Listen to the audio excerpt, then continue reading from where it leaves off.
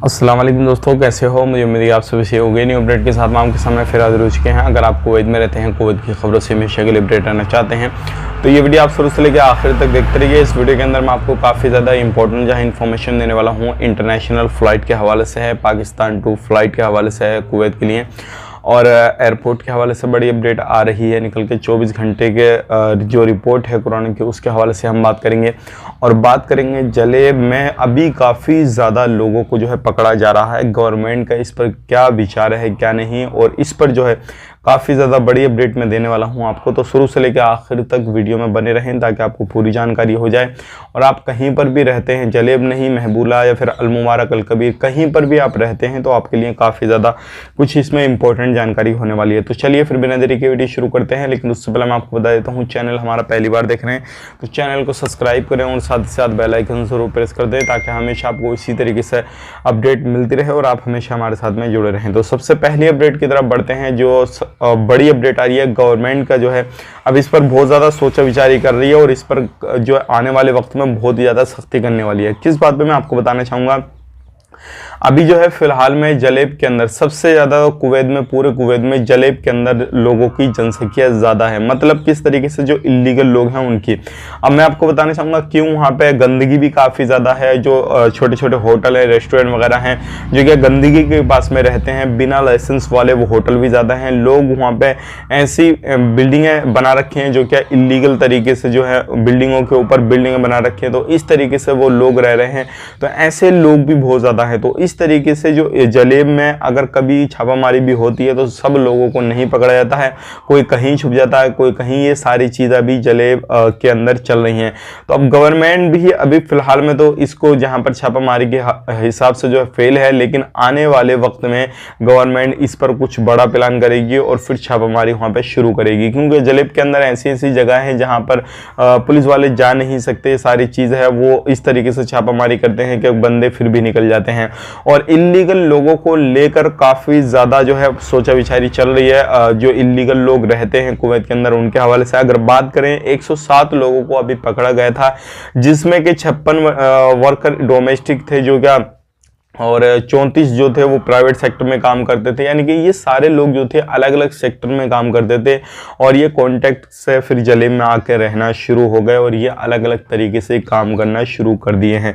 तो इस तरीके की अपडेट है जी। अब यहाँ पे बात कर लेते हैं जो लोग, अगर आपके पास में रेसिडेंसी वगैरह कुछ भी नहीं है और आप जलेब में रहते हैं तो भाई सबसे पहले मैं आपको यहाँ पर सलाह यही देना चाहूँगा, आप कहीं पर रहें, कोई भी एरिया में रहें, जलेब ही नहीं कोई सी भी एरिया में रहें, तो आपको सबसे पहले अपनी रेसिडेंसी जो है वो क्लियर कर लेनी है, यानी कि उसको लीगल, ताकि आपको आने वाले वक्त में कोई भी परेशानी ना हो और किसी भी तरीके से आप प्रॉब्लम में ना पड़ें। तो आप ज़रूर अपने डॉक्यूमेंट्स को कंप्लीट कर लें और ख़ुद को लीगल करने की कोशिश करें।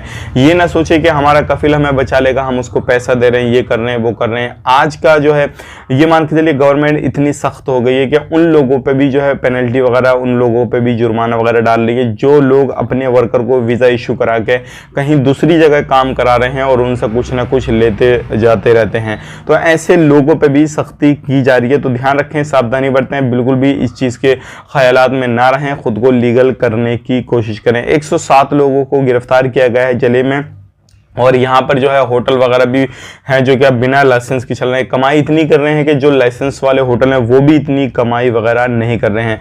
तो ये थी आज की बड़ी अपडेट। अब यहाँ पर जो है म्युनिसिपैलिटी और जो बलदिया की टीमें होती हैं अलग अलग तरीके से जो है वो छापामारी करेंगी और जितने भी लोग वहाँ पे रहते हैं उनको गिरफ्तार करना शुरू कर देंगे। अब चाहे वो किसी भी एरिया में रहें, कहीं पर भी रहें, खास करके जलेब का जिक्र इसमें किया गया है।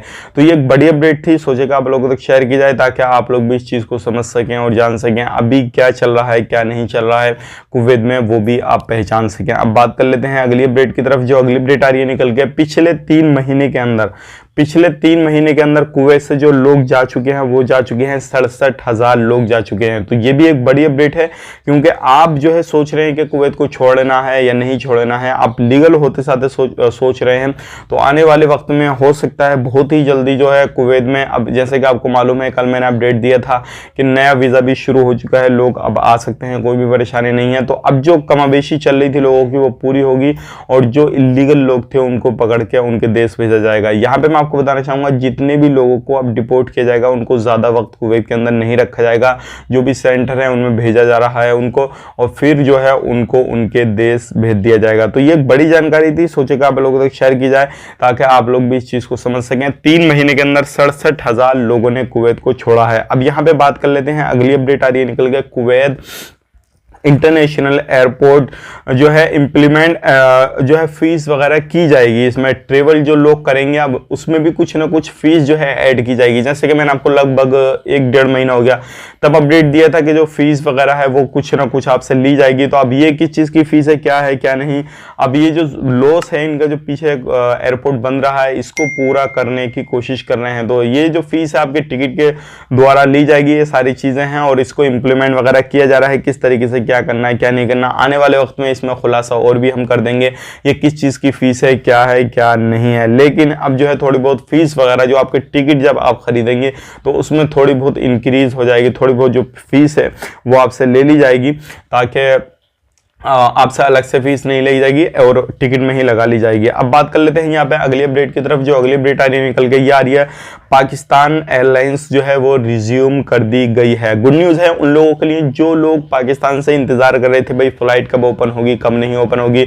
हफ्ता में 2 फ्लाइटें चल रही थी और जिसमें कि पाकिस्तान की जो फ्लाइट थी पर्सनली PAI की जो फ्लाइट थी उसको परमिशन नहीं मिली हुई थी, लेकिन अब पाकिस्तान की जो फ्लाइट है उसको भी परमिशन दे दी गई है। PAI की फ्लाइट भी जो है अब चलना शुरू हो जाएगी। तो ये उन लोगों के लिए गुड न्यूज़ है जो लोग पाकिस्तान से सफ़र करना चाहते हैं कुवैत के अंदर।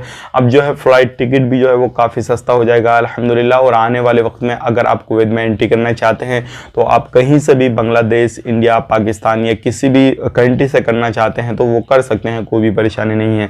लेकिन ध्यान रखें यहाँ पे जो रूल रेगुलेशन है, जो भी कायदे कानून है उनको फॉलो करना रहेगा। अगर आप उनको फॉलो नहीं करेंगे तो भाई ऐसा नहीं है कि बिना फॉलो किए आप कुवैत में एंट्री कर लेंगे, तो वो बिल्कुल नहीं होने वाला है।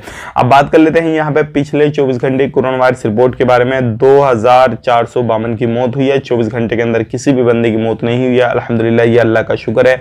49 जो है नए केसेस आए हैं, टोटल केसेस जो है वो 4,11,904 हैं और 46 जो है रिकवरी की गई हैं और टोटल रिकवरी हो चुकी है 4,08,789 की। 20,489 जो है टेस्टिंग हुई है। टेस्टिंग पे जो है काफ़ी ज़्यादा जोर दिया जा रहा है, अभी टेस्टिंग काफ़ी अच्छी हो गई है।